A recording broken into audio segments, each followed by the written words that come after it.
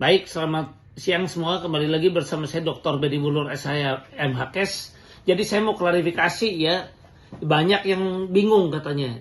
Banyak yang tanya, Pak Beni ini sebetulnya sikapnya bagaimana dengan kondisi yang berkembang pada saat ini. Saya bersikap yang menguntungkan nasabah. Ya, dalam artian begini. Saya bilang saya melakukan somasi dan kalau perlu menggugat tim TL untuk melaksanakan kewajibannya membagikan kepada nasabah. Ya, jadi kalau benar katanya dia bisa membagikan kepada nasabah dengan nilai 4,6%, syukur-syukur bisa 10% atau 5%, bahkan kalau bisa lunas, ya tentu kita dukung. Ya, jadi tidak ada istilah kita dari lawyer menghambat kalau bisa jangan dibayar. Nggak ada.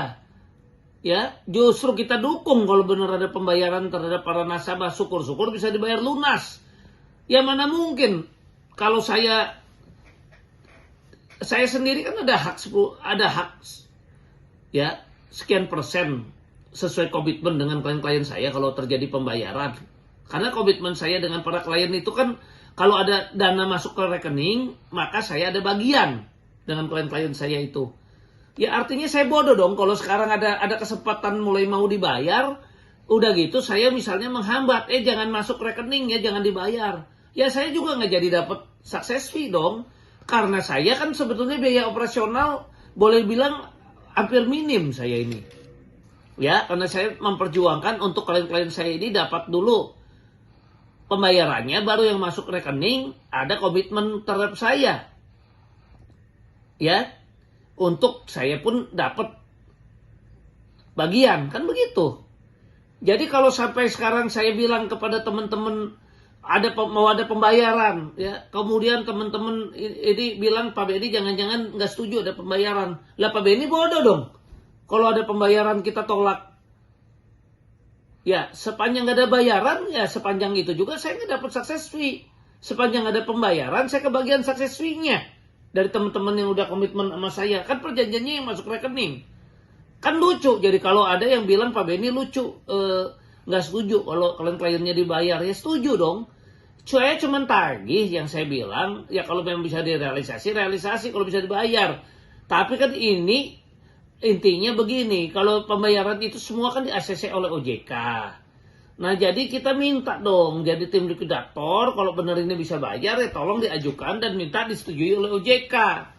Ya kan karena yang berperan kan OJK semuanya juga untuk menyetujui dan sebagainya. Ya selain tim likuidator ini bekerja. Saya cuma bilang hubungannya kita jangan sampai bertempur di antara para nasabah. Masalah Pak Beni gimana dengan ini semua? Saya kan juga serahkan kepada nasabah, saya bilang. Jadi gini kronologisnya, asal teman-teman tahu ya. Awalnya saya juga berperan kan dengan asuransi jiwa Kresna. Saya mengajukan PKPU. Gara-gara PKPU saya itu juga terjadi sepakat. Akhirnya terkunci. Akhirnya juga ada itikat baik dari asuransi jiwa Kresna. Terbayarlah sampai dengan 1,4 triliun. Kan begitu ya perjuangan kita. Kemudian kita juga fight. Ya, kita fight sampai terjadi perdamaian itu. Kemudian damai lagi. Setelah saya somasi dan sebagainya kita setuju sol. Nah, kalau sol waktu itu dijalankan oleh cabut izin usaha itu tidak dicabut. Udah ada komitmen juga pembayaran ya kan terhadap klien saya dan juga kepada yang lain. Itu skemanya juga sudah keluar 5 tahun selesai. Dia cuma minta grace period 6 bulan. Sekarang kita hitung gara-gara kita perang seperti ini kan gak jadi dibayar. Padahal kan harusnya OJK mengawasi. Barreskrim mengawasi. Kalau dia gak bayar baru ditangkap.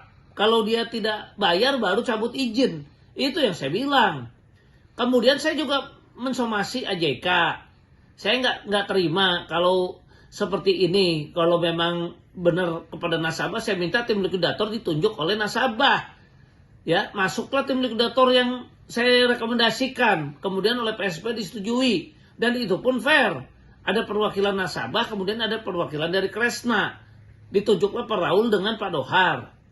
Kemudian karena sudah bertahun-tahun ini nggak berjalan, minimal saya pikir kan harus ada pembayaran terhadap nasabah. Ya tentu ada beberapa nasabah yang kita lakukan somasi, ya kita gugat. Ya terus Pak Beni kenapa Pak Beni mengajukan somasi dan gugat? Ya iya dong, saya kesal dong kalau nggak dibayar-bayar. Ya akhirnya mungkin tim likuidator karena menerima gugatan saya, dia pikir ya nggak bisa dong bayar cuma 1 atau 2 orang atau bagaimana kan. Makanya saya juga bekerja.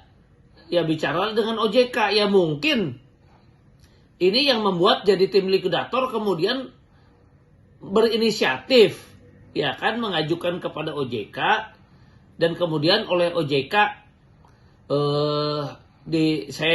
kita masih menunggu, ya turunlah yang mudah-mudahan 4,6% itu, ya kan, karena kan kita mau meminta dong gimana ini kinerja. Jadi kalau sampai ada yang menghujat terhadap tindakan-tindakan hukum yang saya lakukan, misalnya kenapa Pak, ya saya kan susah, banyak orang juga belum tentu ada yang percaya sama saya kan. Ya saya jelas dong melakukan somasi atau gugatan terhadap tim likuidator minta pembayaran. Ya kan, tapi kan tim likuidator efeknya yang kita lihat.